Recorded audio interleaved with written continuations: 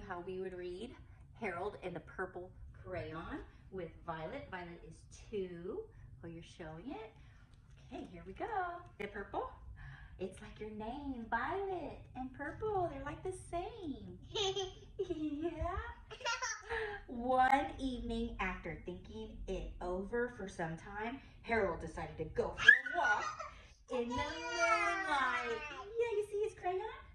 He's making squiggly line. Can you go like this? Look, make a squiggly line. That's too many pages. Let me see your finger. Go like this. Make a squiggly. Squiggly. There wasn't any moon, and Harold needed a moon. You see the moon? You like the moon for his walk in the moonlight. A long straight path so that he wouldn't get lost. Can you make a straight path with your finger? Make a long line. You can go up and down, or you can go across. Can you make a long path with your finger? And he set off on his walk, taking his big purple crayon with him. Are you smelling the flowers?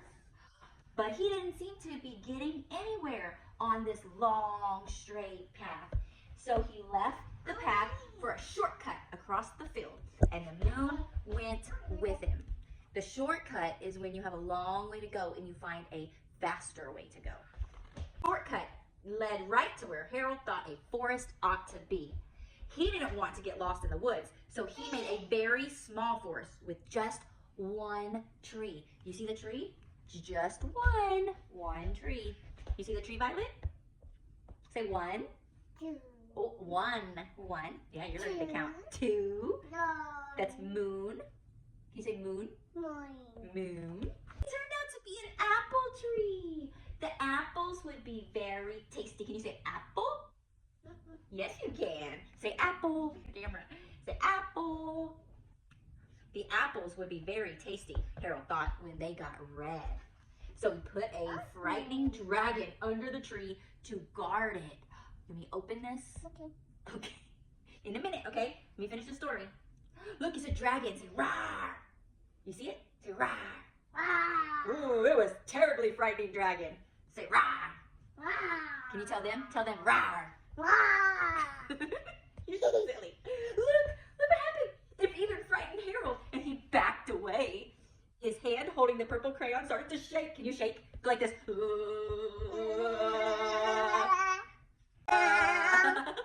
he realized what happened. But then Harold was over his head. He's in the water. Say, oh no. Can you say, oh no? Oh no, he's under the water. Like when we're in the swimming pool and you're swimming and your face goes under the water. That's what happened to Harold. He came up thinking very fast. Look like this. Look like this. I have an idea. Look. And in no time, he was climbing aboard a trim little boat. He quickly set sail. It's a sailboat. And the moon sailed along with him.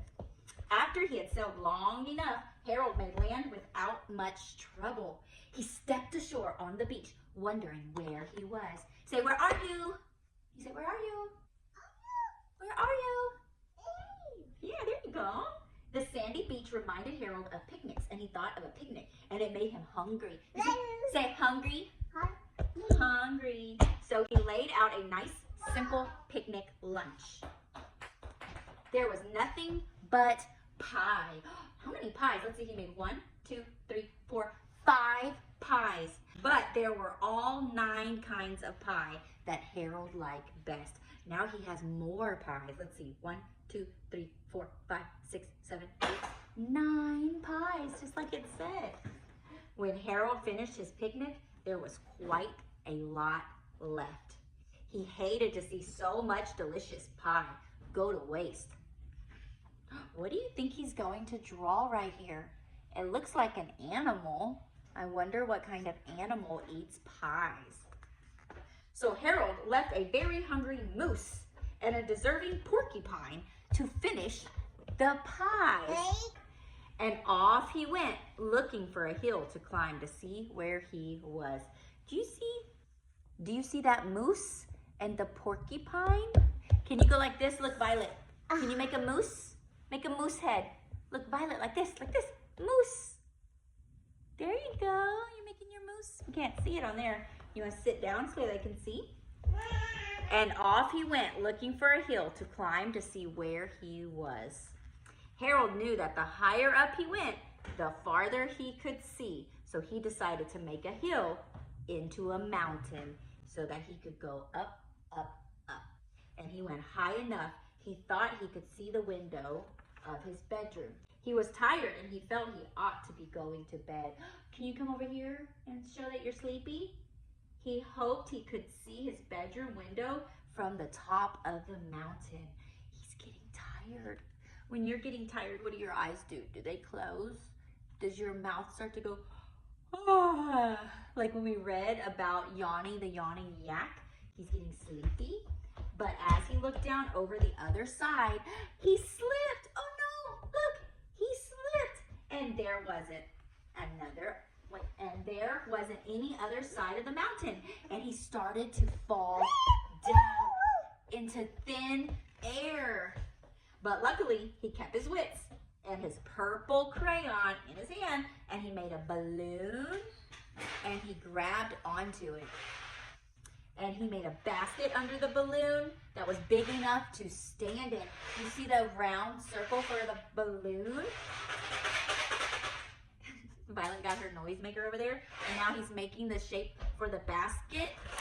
He had a fine view from the balloon, but he couldn't see his window. He couldn't even see his house. So he made a house with a window, and he landed the balloon on the grass in the front yard. None of the windows was his window.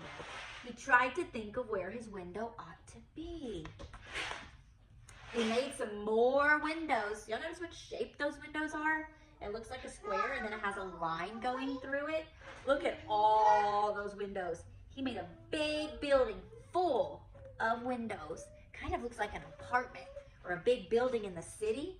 He made lots of buildings full of windows. He made a whole city. That's what I said, a whole city full of windows.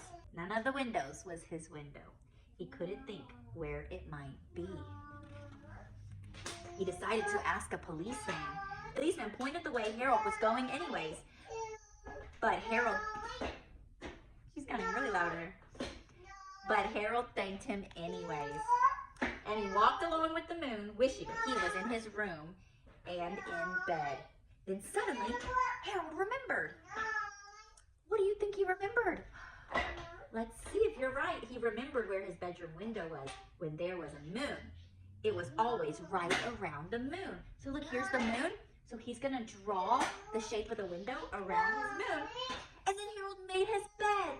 He's drawing his bed, and he got in it, and he drew his covers. What a smart idea. The purple crayon dropped on the floor, and Harold dropped off to sleep. The end. Did such an amazing job of reading Harold and the Purple Crayon with me. Now what I suggest is you grab a piece of paper and you find a purple crayon and you go draw something really cool, just like Harold did. You could draw a moon, you could draw something from the book, or you could draw something from your own imagination. All right, guys, so that is how I would read Harold and the Purple Crayon with my class. As you can see with the grandbaby here, she is all over the place because this isn't our normal routine. But in your class, depending on the age that you are reading with, you could do the same. If it's younger kids and they're playing and having a good old time, continuing to read, draw them in when you can. As you could see, she kept coming over to me, bringing me things, interacting with the book, and then she would go back and do her thing. For the older 2s, 3s, 4s, they can definitely sit and listen to the story and getting them excited about each thing that he's drawing on there. I love this book. I love the imagination that comes along with it and how you can take that and extend it by having them draw something with their purple crayon as well. Like more lessons like this, check out the preschool experience. It's the lesson plans that I have created that go along with each month and different themes. And it's laid out what books you're gonna read, what songs you're gonna sing, what activities you're gonna do, what you're gonna put in the centers. It has it all laid out there for you with videos like this showing you how I would read this book to the class. I hope that helps. Bye, guys.